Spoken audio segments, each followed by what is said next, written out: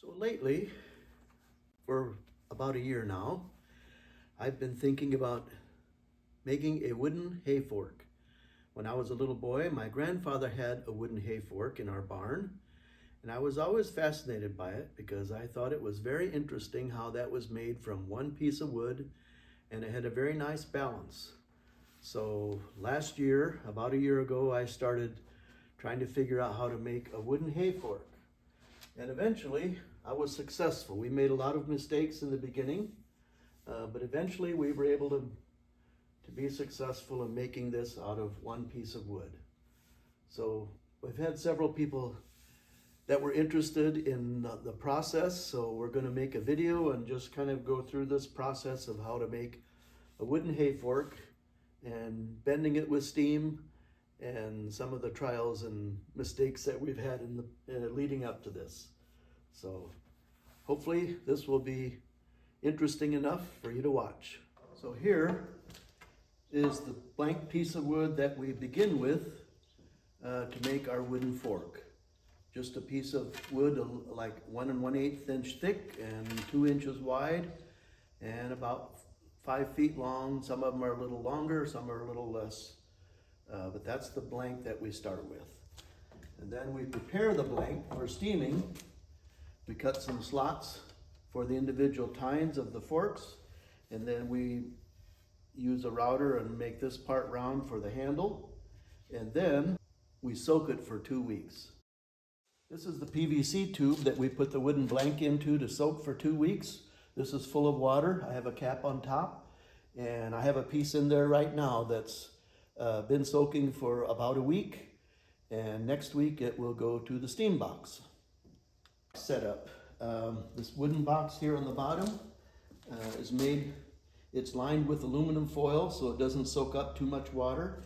I have a thermometer in it so that I can monitor how much, what the temperature is of the steam that's in the steam box.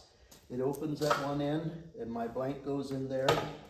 And then we have an old pressure cooker that I put a fitting onto with a hose, and that connects to the top of the steam box.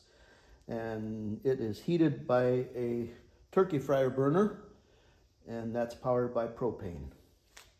On top of the steam box is my form that I press the fork into. And you can see there is a fork in there right now. I put this in last week after I steamed it. We put it in that steam box, and once the temperature reaches 200 degrees in the steam box, we start our time and wait for 1 hour. And then we take it out and put it in this form. This form opens up. I have a trailer jack that I used and fabricated onto here so that I can open this up and close it.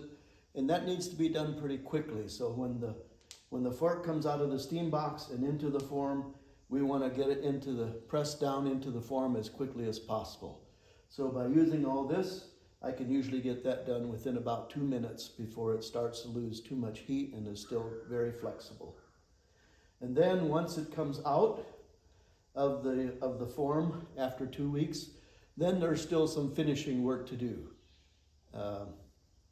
Just more sanding and repairing little splinters and lots of little pieces to still repair at that point. So now this fork has been in the press for 2 weeks, drying out, and we're going to remove it at this time and see what it looks like. And then later today, we're going to steam another fork that's been soaking for 2 weeks, and that will go in here once we have enough steam. So we'll open this up and see what we got.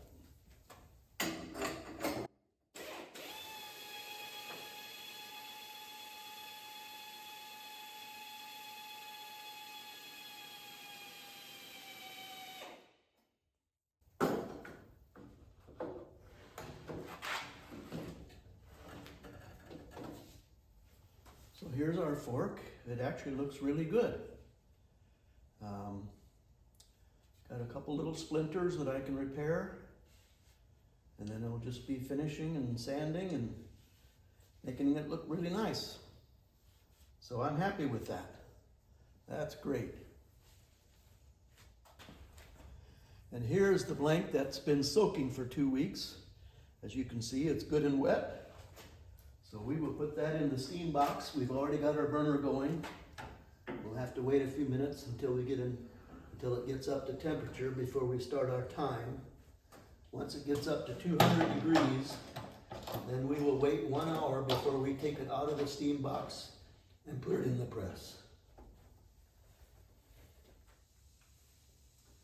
Okay, as you can see, we have lots of steam coming out around the edges of the door to the steam box.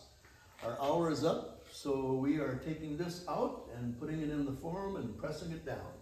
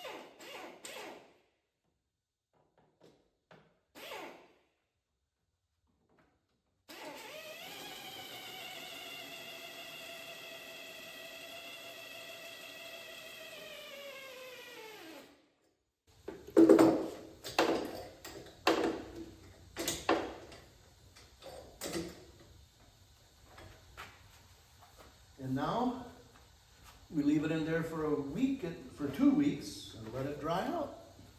And we'll see what we got.